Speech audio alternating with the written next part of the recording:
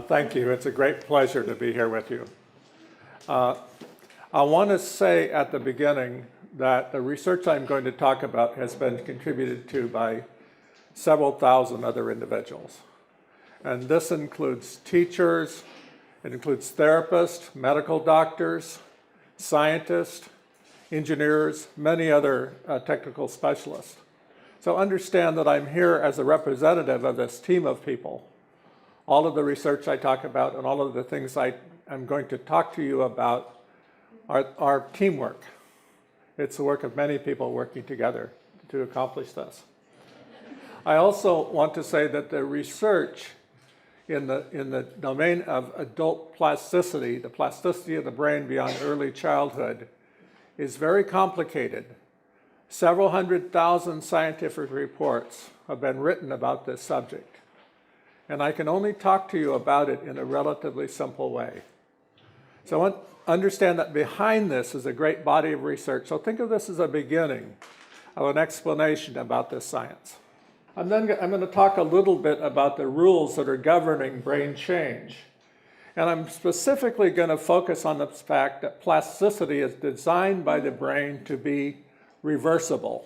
That reversible nature is very important for understanding how you could drive the brain that's limited, or the brain that's deteriorated in its function, in an improving or in a corrective direction.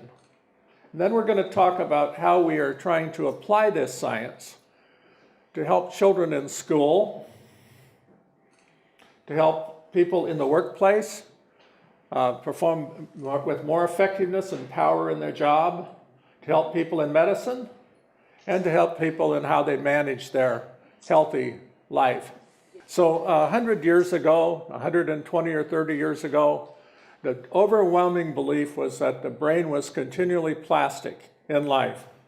So 120, 30 years ago, this individual, for example, William James, a great scholar of the late 19th century, argued that the brain must be continually changing as we acquire skill and ability.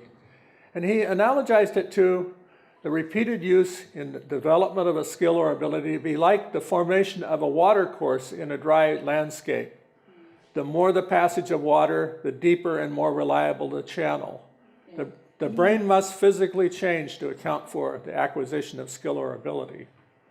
Many scientists across the late 19th century and the early 20th century conducted experiments that seemed to show that the adult brain was plastic, that is, was altered or remodeled by our behaviors across the course of life.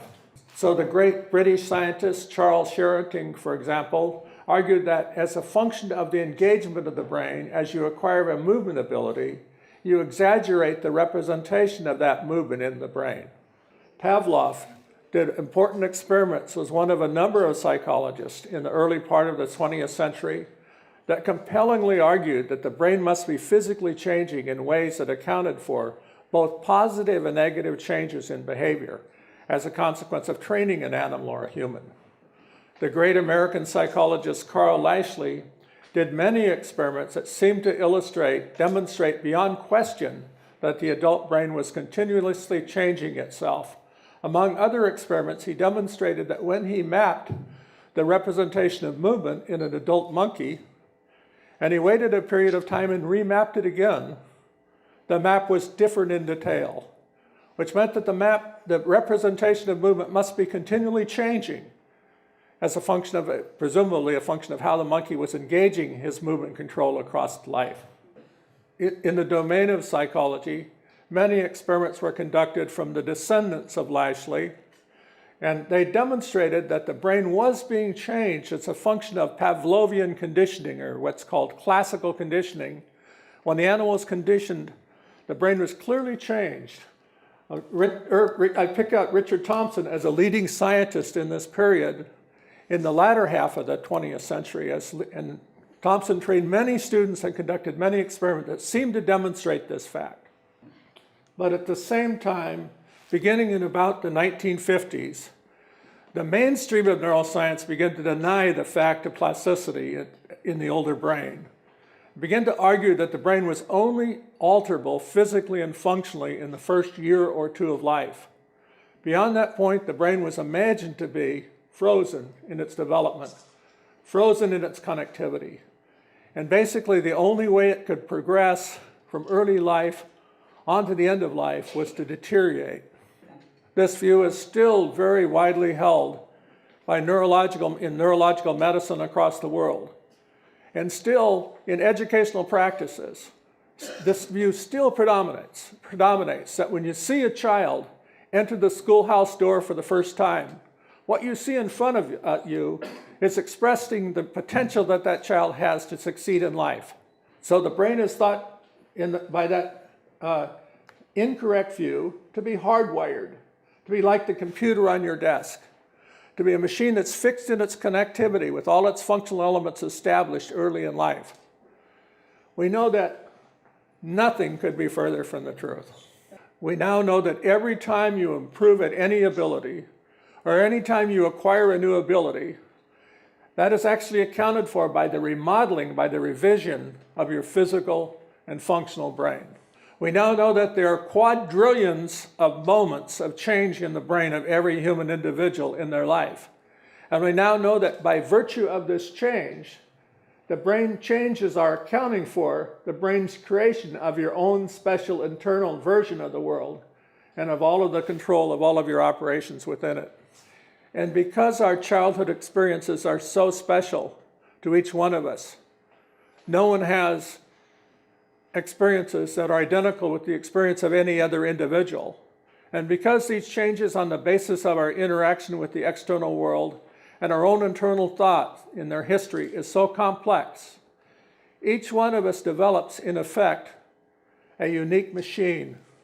Each one of us develops a brain that has no duplicate, not ever, not in history. No one ever will have a brain just like yours. We know that a person can improve in an ability at any age, or can acquire a new ability at any age.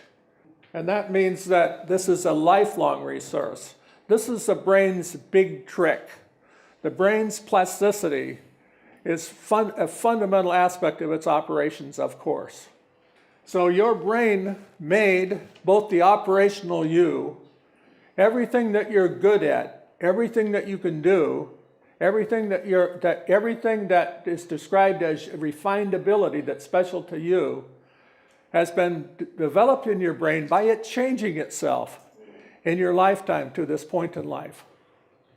Now the brain also created the self, and that is a massively self-reference to you as the source of all of the feelings all of the sensation, all of the feeling that you have, as the source of all of the thought, as the source of the action, because millions of times a year the brain is referencing you, associating you by physical change with all of the things that are happening to you. So you're identified and are emerging from this process as a centered self.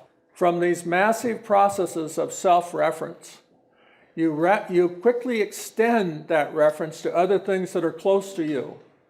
And those are to the people around you that you're especially strongly attached to, the things around you that are especially strongly connected to you in your culture and in your life. You could say that that self is built for attachment. It's built for connection with other individuals who grow into you as a part of yourself. All of this is occurring as a product of brain plasticity. And whatever your age, the functional you and the centered self are a work in progress. Every one of us has the power to be stronger, to be more effective in our operations next week, next month, next year, as opposed to today. So this is a great gift that we have. It's a great asset that we have. It's our greatest asset. We're foolish not to make effective use of it, not just for ourselves, but for the people that we're trying to help in our professions and in our life, and the people we love. So through brain change, You've acquired and refined all of the special skills and abilities that define the unique person that you are. And I'd like to talk about that brain change in relation to in relation to a skill and ability that we've all acquired, and that's the ability to read. So as you acquired your ability to read, you created within your brain, through brain change, a reading brain. We can look down into your brain, and I've highlighted several areas here, but I could have highlighted 6 or 7 areas where you can relate activity changes that occur as you acquire reading that clearly relate to the performance of reading. For example, in reading a Western language, you have this area in the more posterior brain where the fundamental translation between the sound parts of words to the visual representation of those words by letter, where that fundamental translation is being made. In this more anterior area, the activity is very strongly correlated with the translation of the written words, the meaning of words, word by word, as the words flow by. If we look in non-readers of the same age, we can see no activity or not significant activity in these same areas. Now, much of reading in a language like Korean is dependent upon the translation of word sounds, again, into their letter representation. Much of it is based upon this similar phonic translation, although you also have a strong visual side to your reading. It turns out it's relatively easy to train most children in a Western language who can't read to read by training them on a computer. The training takes about 18 to 20 hours of time spent on a computer for most children using a program called Fast Forward. And as a consequence, in such a child, when you look in their brain, you see the activities of a reading brain emerge. Activity in this posterior area, for example, activity in this anterior area. Even though this child has not been trained specifically to read. Most children that fail to read or to acquire the ability to read in a Western language have a fundamental problem in how their brain is representing the sound parts of words that are translated by letter. And what is required to correct that in the brain is not to train them directly on reading, but to train them in ways that improve the way the brain represents in the brain those sound parts of words.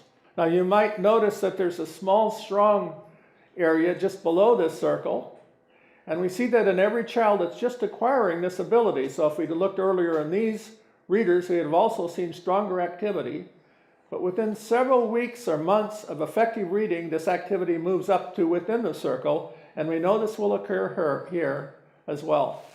Because all of these children, in this case 17 of 20 children, who could not read in this study, these 17 of 20 children could read at grade level or above within a year. In the United States, we've trained more than 6 million children using this strategy. I use this example in part to explain that when you think about why someone struggles, a child or an adult, with a limitation or with a neurological problem, you need to understand why they struggle.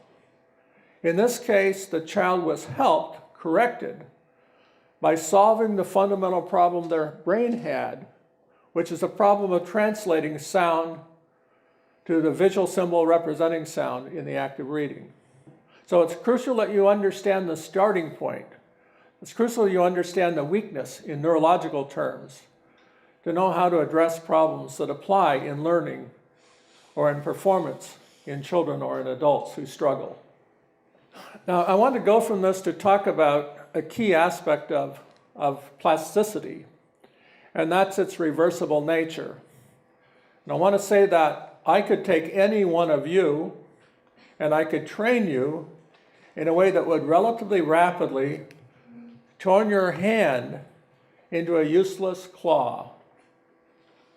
I could take any one of you and I could train you and destroy your ability to understand what I say. Or I could change the training and I can improve your ability to control your hand or to identify felt objects in your hand, or to use your hand for some special skill or ability. Or I could take any one of you, in a relatively short period of time, I could make major progress in helping you understand my English. Plasticity is designed to be reversible. It's just as easy to drive changes in a negative as in a positive direction. It's also important to understand that reversibility is far beyond the consideration of the brain's connectivity. It involves many, many other aspects of the physical and functional brain. So in talking about correcting the brain, it's important that you understand a little about this process and why it was designed this way. So we've studied these processes in two ways. First, we compare rats near the end of life, and this is a very old rat expected to die in about a month. We've looked at about 25 physical and functional aspects of its brain, and we've contrasted them with the same 25 aspects of the brain of an animal in the prime of life. We've done many of the same experiments in humans, comparing the old brain with the young brain in the human model. Now we've done another equally elaborate series of experiments in which we compared the same physical and functional attributes, the same list of 25 things, in animals that have had a very bad childhood versus animals that have had a normal childhood. I'm going to talk about this primarily by talking about comparing old brains versus prime of life brains, but everything I say also relates to comparing young brains that have had terrible childhoods with young brains that have had normal childhoods.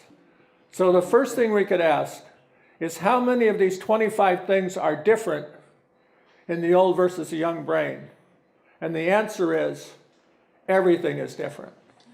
The second question we could ask is how many of these things that are different, I'm going to tell you what these things are, some of these things are in a minute, how many of them advantage the old brain? How many that advantage the brain of a child model that's had a terrible early childhood? And the answer is none of them. And then the third thing we could ask is how many of these 25 things are reversible? And the answer is all of them. So we engaged older individuals or young impaired individuals in simple forms of brain training that is somewhat like the brain training used in a combination of programs that's in Fast Forward or in Brain HQ. And this is a complicated slide, but we'll talk about it a little bit. Okay, these are some of the things that we saw to change. The myelin, or insulation on the brain's wires, is restored. We see response power restored. And we could describe power in a number of ways, but we basically see it recovered. We see local response coordination, which reflects the reliability of operations of the brain, recovered to youthful levels. We've looked at several different key neuronal types, and we see that their functionality is restored. They have the numbers and they look like the neurons physically, functionally, they look like the neurons of the type of a young animal. And we see their neuronal connections re-elaborate. We see the processes that support plasticity itself, that support brain change itself, restored to a more youthful functional level. We see a recovery of the speed of operations of brain processes. Very slow in the old brain. Very slow in the brain of an animal that's had difficult early life. Recovered to normal high speed by training. We see both the orderliness and precision of the representation of the elementary inputs from the eyes, ears, and skin, and we see much more accurate representation of complex feature combinations restored to look like the brain of a young animal. And we see many, many other things restored. So here are a few examples. Maybe you can sort of see that a young animal, well, it's difficult to see. This is a marker of the creation of new myelin. This is insulation on the wires of the brain. It's relatively strong in the young brain. You can see it's weaker in the old brain, and it's recovered its strength in the young, old trained brain. Here's a measure of local response correlation. The old brain is shown in the red. The young brain is shown in the black. The old trained brain is shown in the blue. We have to train the young brain. If we do train the young brain, it leapfrogs again over top the old trained brain. But we can drive the old brain near this. These animals are about to die, and we can drive their performance to exceed the performance of a young untrained animal. Here we're looking at a simple aspect of what's called inhibition, which contributes to the sharpness with which the brain represents details of information in time. And we see that in a young brain, this is relatively strong. The bluer and the more yellow and blue, the stronger. We see it's degraded in an old brain. We see it's completely recovered by training the old brain. And again, we have to train the young brain for it to be stronger than the old trained brain. This is one of several neuronal populations that we reconstructed in these animals. And we see that, you can't see it, but I can tell you that in a young animal, there are many of these cells, and they have specific morphological characteristics that typify what they look like and describe their functionality in the young brain. They're very sparse in an old brain, and they can be completely recovered by training in an old animal. Now, these changes are not limited to connectivity. I'm largely describing things that are beyond connectivity, and here's an example of one of a series of things that's beyond connectivity. This is the integrity of the barrier that separates the blood compartment from the brain tissue compartment. So brain tissue is separated from the blood compartment by a barrier that does not allow the movement of agents from blood into brain. And one of the reasons this is important is because this barrier is leaky in brains that have struggled in early life, and it's leaky in a whole series of pathological conditions that apply to brain, including emergent senile dementia. Two very strong negative things happen when the barrier is leaky. The first thing that happens is that agents from blood change the excitability in brain tissues, and they add to the noisiness of the processes in brain circuits. The second thing that happens is that when infectious agents from blood enter brain tissue walls it off by crystallizing a brain chemical called amyloid, and it creates a so-called amyloid body or amyloid plaque, which is a signature aspect of Alzheimer's disease. It's somewhat difficult to see here, but leakiness is represented by the diffusing of this colored dye into the tissue around this mark, which is a capillary. So this is just a little view into a brain of an animal that's young, and you can see that the barrier is relatively strong, and that's indicated by relatively little diffusion of color. Older brains are very leaky. And it looks a little like there's a little more color here, but actually in an old trained brain, the barrier is completely recovered, completely restored to its useful competence. So we had 25 physical and functional characteristics of brains in an animal near the end of life, and we trained the animal. All 25 were driven to drive the physical and functional characteristics of the brain of the animal to look like the brain of a much younger animal. In most respects, look like the brain of an animal in the prime of life. Plasticity is about much more than brain connection, because these characteristics relate to brain health. So how do you turn an old brain or a developmentally impaired brain into a physically and functional, more capable one? A younger one in the case of an old person, or more powerful one in the case of a young person that's struggling? You train it. Of course, it matters how you train it. So how do you turn a brain in the prime of life, or the brain of an animal that's had a good life, or a human to this point? And how do you accelerate aging? How do you drive the brain to look like the brain of an animal near the end of life? And it turns out that's a very easy experiment to do. You just add noise. Now by noise, I really mean noise in the brain itself. But one way we've achieved this in animals is to actually expose them to a high level of continuous acoustic noise in all of their waking hours. In 5 or 6 weeks, their brain looks like the brain of an animal about to die. Now, one last point about this. If you train an animal that's expected to die in a month, it doesn't die in a month. Its life is extended by about 40% if you do no more. If you increase the noise in the brain, the animal dies early. Now, what this means is that there is a kind of switch in the brain by which you can turn on processes that grow all of these things positively by engaging it in training. Or I can throw the switch in the other direction, and all of these same processes change negatively. It's better to have the switch of every brain turned up. The usual course of plasticity is a process of progressive refinement, then slow decline. You could say in early life, I grow my abilities neurologically, and then I reach a plateau. I call it life in the major leagues. And then I slowly deteriorate, very slowly across 5 or 6 decades of life, and then catastrophe.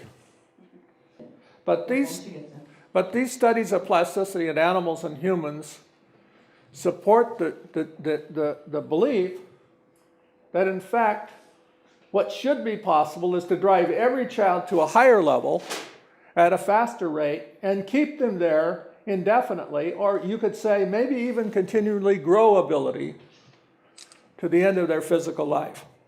So you could say, well, why is it designed this way? Why is plasticity designed to be bidirectional?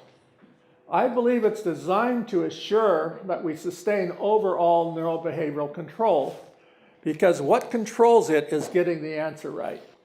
Getting that answer right is a key to human survival.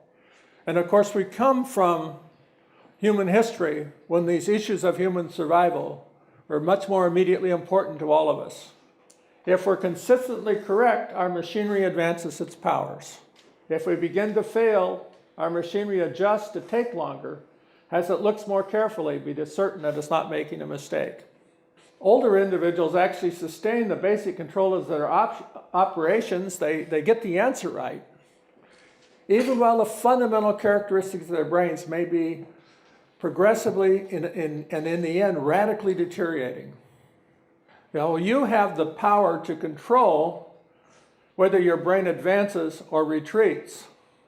So we've tried to translate this science into forms that would benefit individuals who struggle, or that could improve the performance characteristics even of individuals who are doing well. The training programs that we've created come in 2 basic forms, and they're really based upon the strategies that we adopted in the training of monkeys and rodents and other animals. Although much of what we do is completely consistent with historical principles from experimental psychology, actually our training is based upon the rules as they're defined from neurological studies. Our first goal is to change the brain. The general premise is that a powerful brain will be a powerful learning brain, a powerful operating brain for whatever challenges it faces. One class of these tools was created by Scientific Learning Corporation, and these tools are directed towards child use primarily, and they're more game-like in form. The second class is marketed under the label Brain HQ by Posit Science Corporation, and these are a little bit more adult-like in form and application. In both cases, the training is adaptive, which means that it adjusts in difficulty rapidly for the child or adult that's exercising and any task that's in play in the game. The games are designed on the basis of our neuroscientific understanding of the optimum conditions for driving brain change the fastest and brain change that will be most longest enduring. We're often trying to improve or recover behavioral ability, but underneath it, and our primary goal commonly is to renormalize neurological ability. We apply the training to address the problems or the work requirements of many different classes of people. So if we're trying to apply it to, for example, improve the performance of a policeman, The training that we would use would be different from the training that we would apply to try to improve the performance of a student in a university level, which would be different from the form of training we apply in an individual that suffers from alcoholism, which would be different from an individual that is at risk for progression to a mental illness. So the training is commonly substantially customized to relate to the specific needs of the targeted population. The training can be very extensive. If we think about training somebody that, for example, has had chemotherapeutic treatment, we know that we can drive most such individuals to normal performance level within 25 or 30 hours on a computer. By contrast, if we have an individual in front of us who's schizophrenic, we know that the training will require well over 100, somewhere between 100 and 200 hours of training, because much more is distorted, much more needs correction in such a brain. So the training has to be extensive in individuals that have extensive need for correction. All of the training that we apply in BrainHQ has been proven to work by controlled random assignment scientific trials. More than 100 such trials have been published. More than 100 trials of this class are now underway. One beautiful thing about the Fast Forward program design is that lots of information about every trained child is available to an administrator in a school, to a teacher, or to a psychologist in a school, so to an all-clinical application on BrainHQ. All training can be clinically supervised. Everything the trainee does, information is fed back about how they're doing and what they're doing, whether they're complying with the requirements of the training and whether they're making progress, provided back to the supervisor of the training, usually a psychologist, neuropsychologist, and provided back on another level to the medical doctor.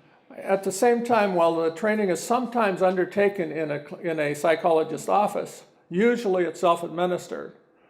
So we've actually run large controlled trials in patients like, for example, in schizophrenic populations or bipolar disorder patient populations, and we have very high levels of compliance with the supervision of the training and their treatment being on the internet, indirect, off-site. Of course, programs like this are scalable. All you need is a computer and an internet connection, and relatively inexpensive in ways that should support wide use. A BrainHQ training is presented commonly in what we call an Angry Birds format, where a child basically completes a task level. And this is indicating this task level has been completed. This is actually a screen from my working on BrainHQ. And this is a beginning level. And basically, when you complete a task level to your satisfaction, you move to the next level, as you would in Angry Birds if you played an exercise like that, a stage exercise, where the task is just a little bit more difficult. And commonly, the difficulty is increasing in the 2 dimensions. So when you complete this box, basically the adjacent boxes open up, and you can move to a higher level. And you're expected to move from the easiest level in this exercise to the highest level. That might be 30 or 40 or 50 or 60 or 70 or 80 levels higher. At the upper lower left of this complex matrix, things are very easy. In the lower right of this complex series of exercises, things are almost impossibly difficult. If you move across such a continuum from the upper left to the lower right, you've become a master at that fundamental ability. Now, I could show you these in action, but it would be more meaningful to you if I did that. But this is just looking at a start screen from a lowest level of operation in this game. What's going to happen in this game is in the middle, when I push the start button, you're going to see a briefly flashed picture of this car or this truck. You have to remember which one it is and report on it. And initially, it's going to be presented to you for a relatively long period of time. And then you're going to see something flashed in the periphery, and you're going to have to recognize where it's flashed, where it has occurred. And initially, you're going to see the second thing flashed in the periphery relatively close to where you're looking in the center of gaze, right in front of your nose. And then following a staircase progression, things are going to get faster. They're going to get more and more. They're going to occur so that you're going to see a briefer representation of the car or the truck. And a briefer period of time is going to occur before you see an image flashed in the periphery, and it's going to appear for a briefer and briefer period of time. And you're going to reach a point where you simply can't do it. You simply cannot identify whether you've seen a car or truck or identify the location of the stimulus in the periphery, because things are just occurring at too high a speed for you to track them. With this divided attention task, identifying something directly in front of you and then something occurring in a surprising location around the visual periphery. But just as in Angry Birds, you can get better. You can try again. And then things get harder level by level. So one of the ways they can get harder is you can change the background so that it can be harder to see the truck and the car against the background, and harder to identify the occurrence of and there can be many other stimuli that you have to distinguish the occurrence of this from.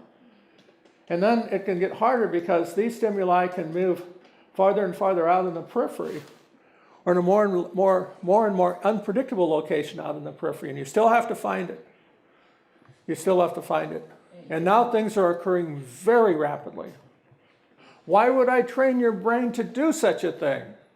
When the average American is 60 years old, they've lost 1/4 of the command of the visual field in front of them. When the average American is 70 years old, they've lost half of the visual field in front of them.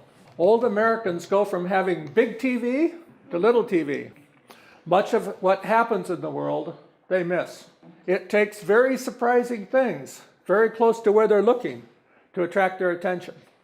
They have many more traffic accidents in their automobile because they don't see anything coming at them from the side. If they see it, they're slow to respond. All of this is completely recoverable. It's better to live in a world where you see things. Now, part of this process is that when you work at these exercises, you can be informed about how you do in relation to the rest of the human race. So these are my scores, and you can see that I'm 75 years old, and my overall score, I'm in the 90th percentile. On the other hand, I can look at my score in relation to the average 40-year-old, and I feel very good about that. So I just want to say that we've tried to apply this science to try to drive the brain physically in a physically corrective direction. And one of the main things that we're trying to do is to recover brain health in which it protects people from the onset of dementia.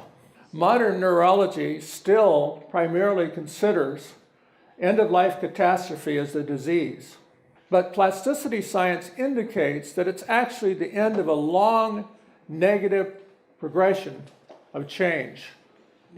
So we wait until the brain is in this state, and then we say, you need treatment. I call this an end-of-life train wreck. It would be easier to step on the brakes to prevent the train from wrecking. So let's talk a little bit about how you can prevent the brain from crashing, the train from crashing. Well, first of all, we know that noisy brains, older brains are noisy, and we know that they slow down. So this is from a study from a professor who studied thousands of people as a function of age, and one of these lines is brain speed, processing or perceptual speed. That's one of these lines. These other lines that are going down are reasoning, spatial visualization, and episodic memory. These are all going down at about the same rate. And they're going down at about 1/3 of a standard deviation per decade. Now that's a big change across the life. From about age 30 when you're at your peak, to age 60 you've moved a standard deviation in relation to people of a younger age. This is why nobody can still play professional baseball when they're 40. It's why grandparents almost always lose after a while to any game they play with the grandchild. It becomes very important in old age. You're slow, you're imprecise, you're inaccurate, just like those old rats. Now it turns out that it's easily altered positively by training. So this is training on a brain HQ exercise in which people of all ages have been trained about the same amount, and we look at their gains. And first we're looking at the performance before they're trained, and that's seen in the red.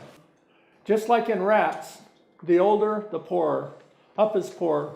Age 20, age 90.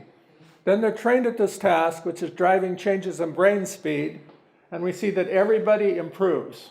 Any age, 20-year-old improves, 30-year-old, 40-year-old, 50-year-old, everyone improves about the same amount.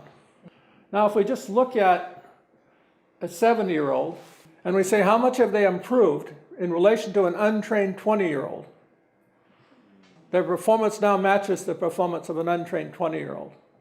Now, just so you know, if I train the 20-year-old, of course, they're better, but I don't have to stop training the 70-year-old either. I can train more and drive them to a higher performance level.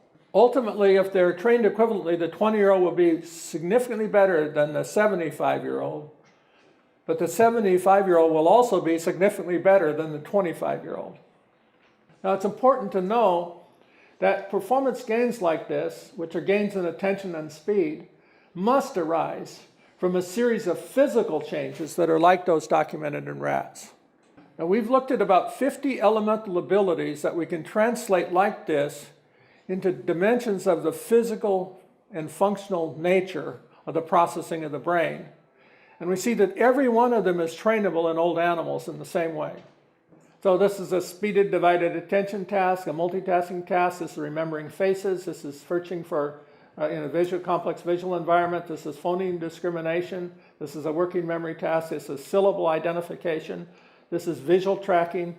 In every ability, we see that older is poorer. In the up four panels, poorer is up. In the bottom four panels, poorer is down. Older is poor, older is poor, older is poor.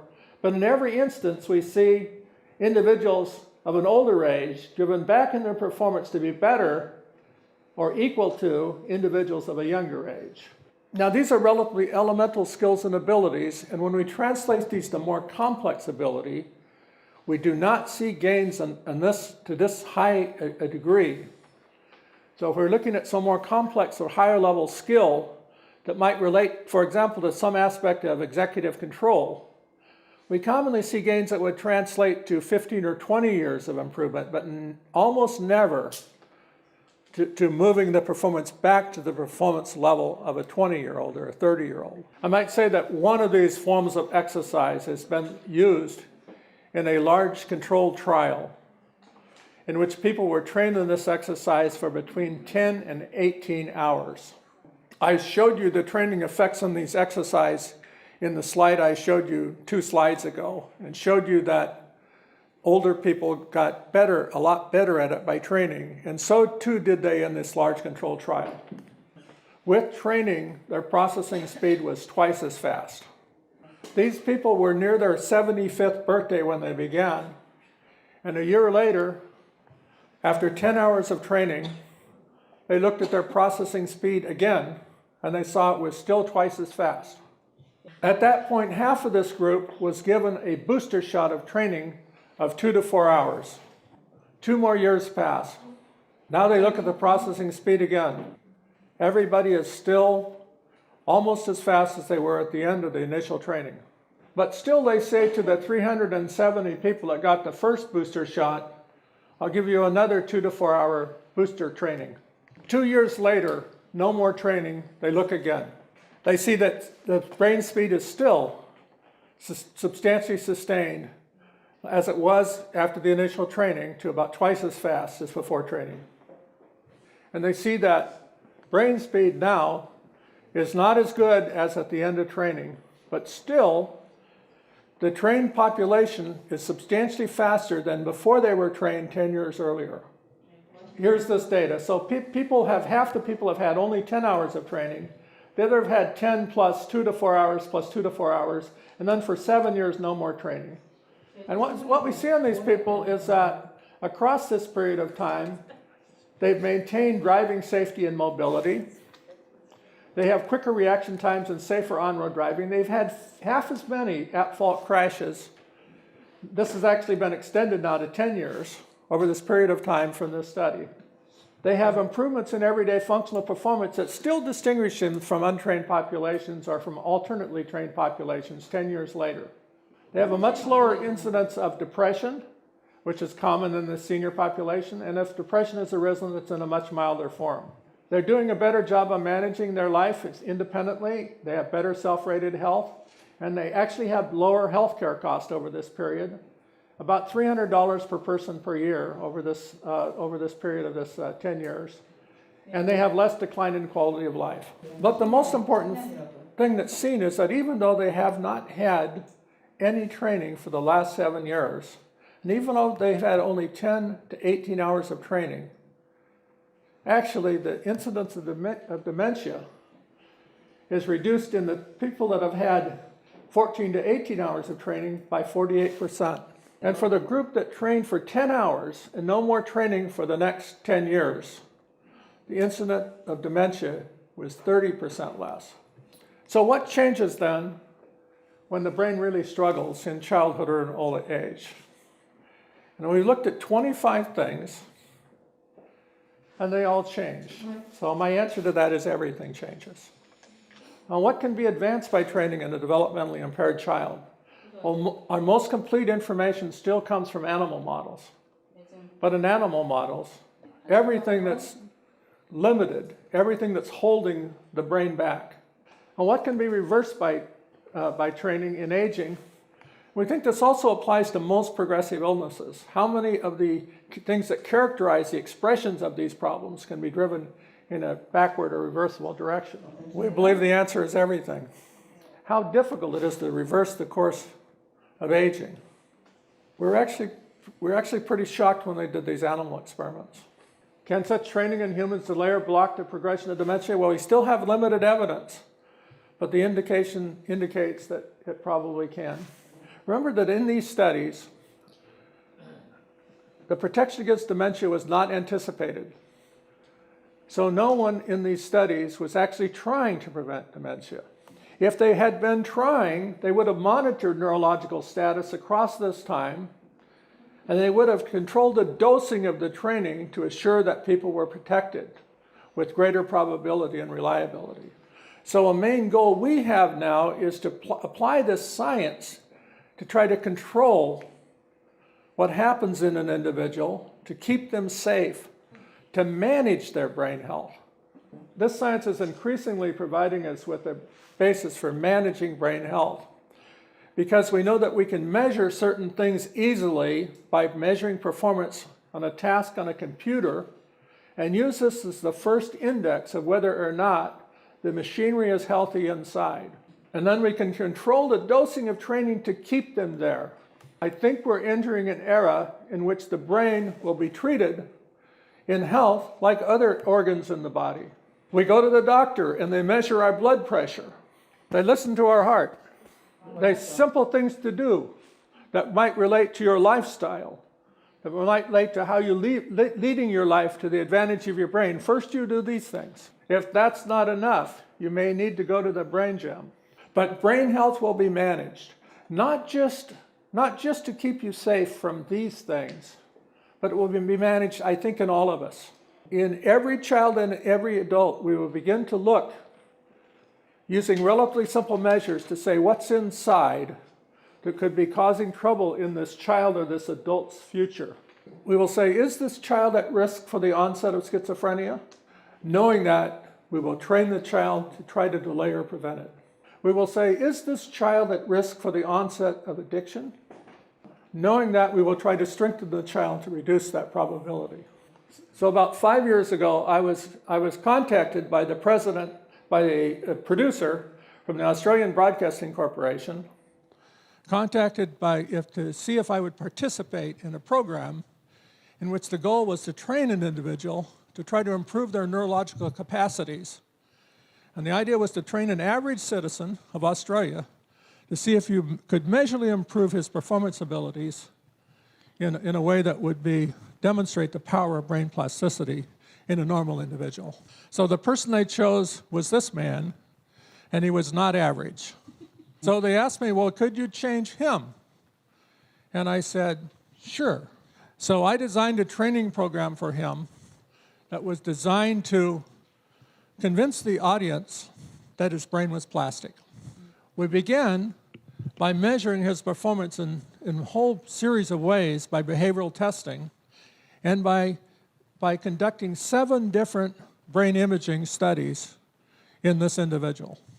So once he was calibrated, he trained on the computer for about an hour a day for about 35 days, and then he trained for about a total of another 60 hours under conditions of personal coaching.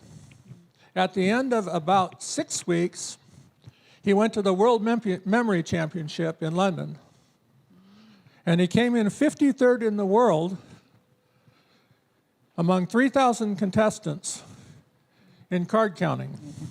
So that means he can take a deck of cards that have been shuffled, he can look at them, and then he can report them in order, forward and backward, and he did that in less than 2 minutes.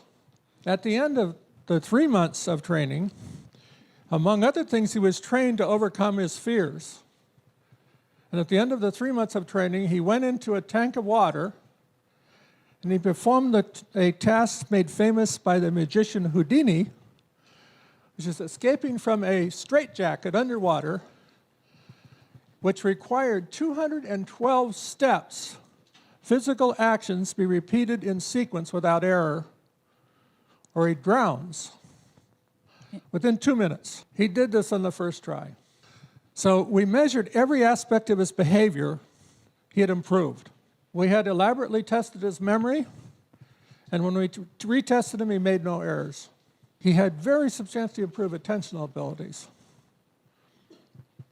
Every place in every study in which we looked at his brain imaging indicated that his brain was operating with more power. So when you look in his brain at a task in which the activity in this area is associated directly with intelligence, this is the difference between the responses in his brain after this 3 months than before. And just to cite another example, when we look at a task in which we're looking at brain speed, and here we're looking at this is a cued attention task, and it's a visual task, and you can see that before he's trained, there's no activity at a 100 millisecond benchmark. There's strong activity initiated about 60 milliseconds after he's trained. He's approximately doubled the speed of engagement of activity in his brain in this task. And then every moment forward, every slice in time forward, I could show you a movie of the relatively weak activities moving relatively slowly before he's trained, and relatively strongly and relatively rapidly after he's trained. I could take any one of you, measurably improve your neurology by intensive, personalized training. So why don't we think of every child? Why don't we think of every individual? And certainly, why don't we think of everyone struggling or not? Like we think about Todd Sampson. Put it another way, you all have the power to be a better and stronger person next year than you are this year. So in that respect, I'm going to end with a little unasked for advice to all of you. And when I say it's to all of you, I'm not just thinking of you. I'm thinking also to the people out there that you might be trying to help. And my first piece of advice is to stop worrying about personal decline and focus instead on personal growth. A piece of advice is to live life to the advantage of your brain. Challenge yourself by seriously improving your performance on all of your mastered skills, and fill your life with a heavy diet of new learning and new skill development. Calibrate yourself on Brain HQ. I'm saying this is an easy way for you to find out how you're doing in relation to the rest of humankind. If you're not near the top of the distribution on exercises for an individual of your age, you might use Brain HQ to get there. Although I haven't had time to talk about it, it's especially important that you take a charitable and a social view of the world. And remember that every time you help and every time you make someone happy, your brain is a major beneficiary. Now, every life has things that happen that degrade the quality of operations of life and brain.